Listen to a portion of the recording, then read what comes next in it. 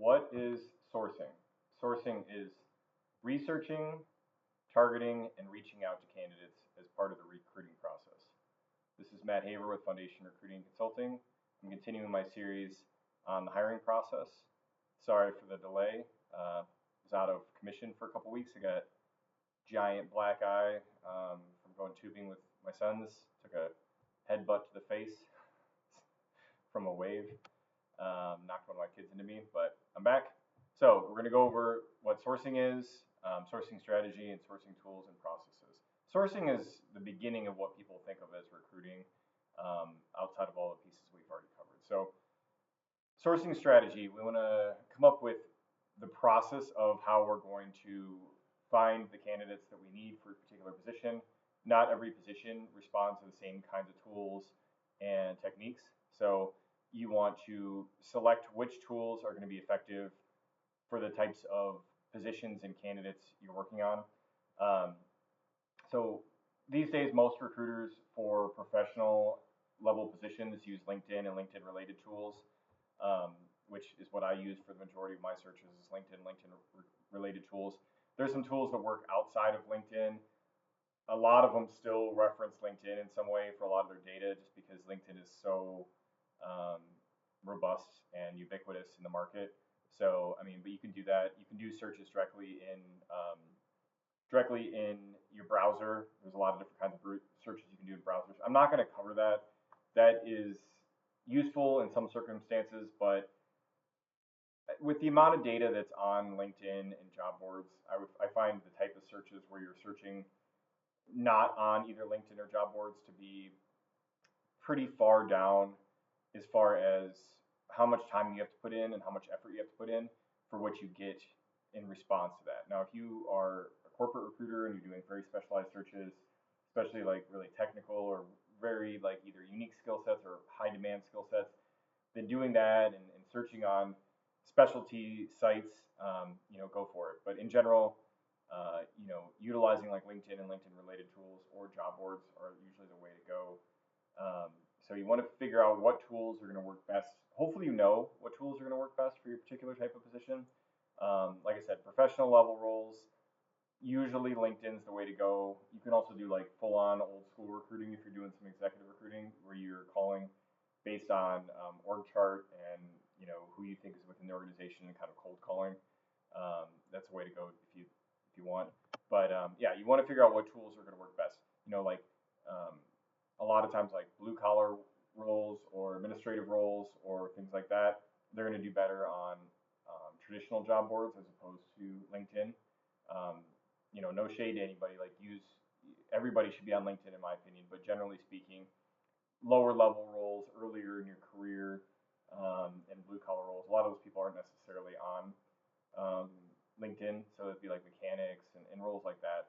I know that recruiters that I know and work with that work on those kind of roles a lot of times aren't using LinkedIn; they're using like Indeed or something along those lines. So you want to pick what tools you're going to use. You're going to develop your messaging. So this is going to be, I mean, not everybody does this the same, but this is what I do. So I'm going to develop like an email campaign. It's going to have an initial reach out message. It's going to have um, some part of the job description included or some amount of information that you want to initially reach out to the candidates with. I have like a full email, and then I have versions that I include in different, like in LinkedIn. There's like a shortened amount of characters, and also there's a play between how much information you include. So I tend on the side of just include as much information as possible, but I know there's a lot of people that usually will just be like, hey, I have this position by title and location or something like that. Are you interested? I can send more details to try to get the person to respond. You can play with different types of campaigns in that sense, but create, your email campaign, create your campaigns you're going to use in your platforms.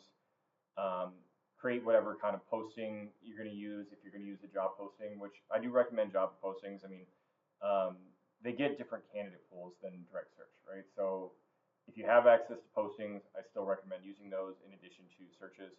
So create, all the bodies of the emails, of the messaging, of your postings, and it's, play around. You can play around with it and have different versions of different campaigns.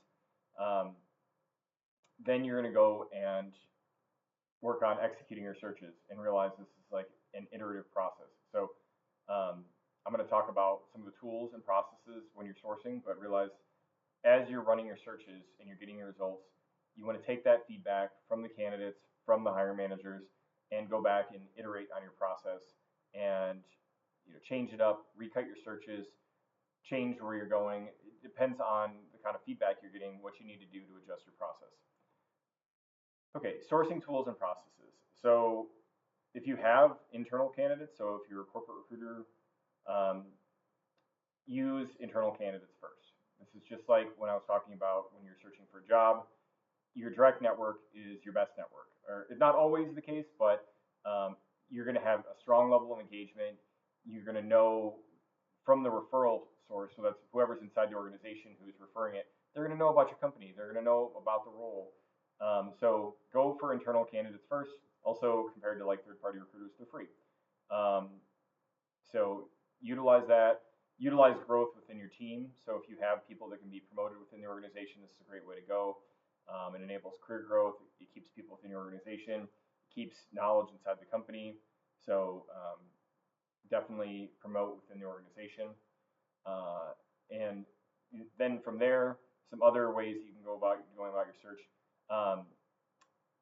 If you have an internal, you should hopefully have an applicant tracking system. So this can be corporate or agency. If you have existing candidates, you want to utilize those. You already have them. Your applicant tracking system should be searchable. I mean, these days, all applicant tracking systems should have a strong search capability and be completely Boolean capable. So go back to existing candidates. When your data starts to get old, that can be sometimes challenging. So if you have the capability, you want to search based on how old the profiles are. Because if a profile is more than, I don't know, like a year old, it starts to be stale and not as useful. There are exceptions. You might want to go back to really old data, but definitely utilize your applicant tracking system. Like I mentioned, utilize job postings. I think they're useful. They attract a different candidate pool than active searches. Utilize professional associations that you have personally or professionally, organizationally. This can be especially useful for specialized roles, especially inside of established industry associations. And then go out and run your active searches, right? So my favorite place to run active searches is LinkedIn and LinkedIn related tools, right? So LinkedIn and then tools that do things that interact with LinkedIn, which is a lot of the tools these days. These types of tools have so much capability to cut and recut your data. They're all Boolean capable. There's tons of selection options. I'm not going to go through every single piece of how you can cut and recut your search, but go in there, add all that data. Now, if you add too many things into your search, you're going to get no results.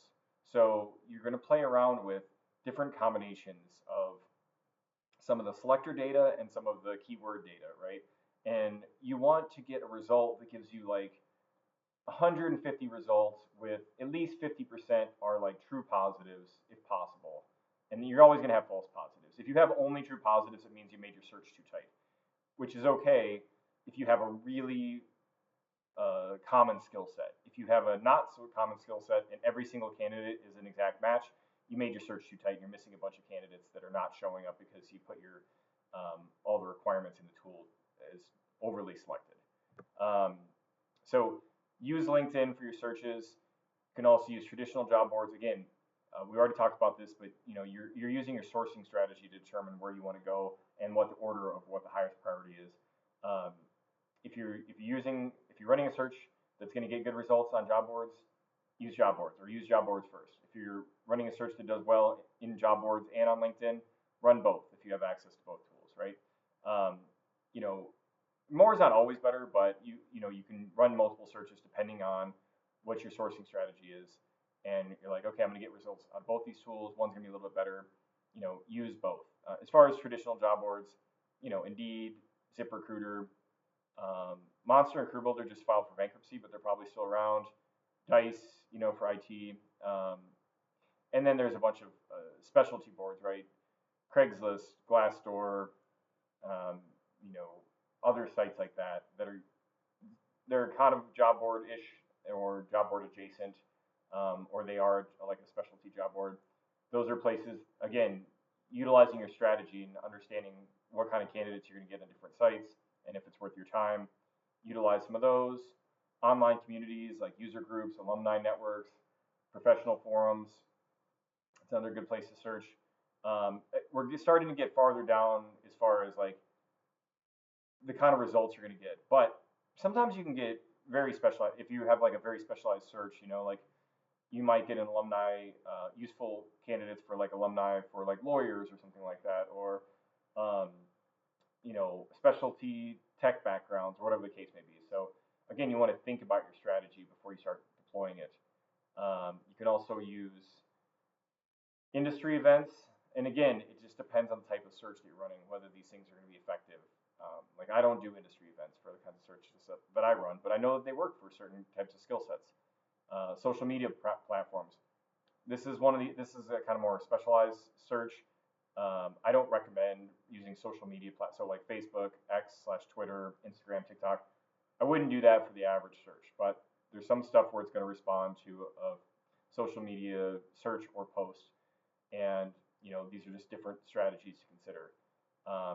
Like I said earlier, straight search engine, so using like Google or Bing or something like that, those tools you can utilize their overall search capabilities. You can also x-ray certain websites, which means it'll dive into a certain website and look for certain keywords or exclude certain things. These are advanced techniques. It's not the kind of thing you want to do unless you really know what you're doing. I mean, it's fine. It's not going to cause any problems. It's just going to, mostly you're going to get bad results or waste your time or whatever. If you are interested in stuff like that, there's a lot of good resources on YouTube or other places of people who can show you how to do these advanced search techniques, but just realize that they take a lot of time and effort for the amount of results you get. So it's not the kind of thing you want to run on an everyday search. AI tools are getting more and more powerful. Some of them are just productivity tools. There are some actual AI tools that are decent in recruiting these days. For years and years and years, it's been, here's the new AI tool. It's going to be great. It's going to replace recruiters or whatever. I don't think that AI is going to fully replace recruiters ever, just because there's a really strong human element and there's so many different pieces to recruiting. But there are tools out there that can do a pretty good job of sourcing and can do some automated outreach, and they're pretty powerful. I don't think they replace recruiters, but if you know what you're doing, they can be quite useful. So it's worth checking out depending on what your situation is. And then, like I also mentioned, you can do direct headhunting. This is like an old school technique, which is essentially like cold calling or calling one person, trying to get leads and referrals from that person, utilizing org charts and just direct outreach, not using any sort of tool like LinkedIn or job board or anything along those lines. So that's a quick summary of sourcing strategy, sourcing tools and processes. In the next few videos, we're going to cover the end of the process for the hiring process, which includes reference checks, making an offer, negotiating, background checks, and after the offer, and but before their start and after the placement. So if you want to check out those additional videos, this is Matt Haver with Foundation Recruiting. Thanks and have a good day.